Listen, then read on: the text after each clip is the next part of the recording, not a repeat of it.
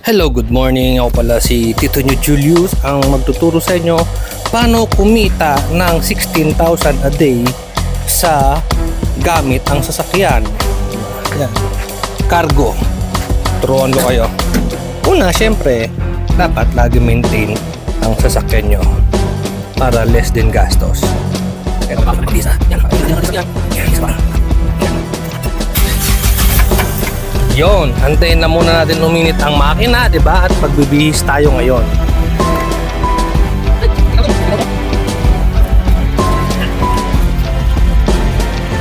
Yan, pag ready na, nakabihis ang lahat at malinis na ang makina, dapat naka-ready ang ating mga gamit. Dapat suot natin ang ating boat. Ayan, para kumita ng 16,000 a day sa isang cargo business, dapat marunong ka rin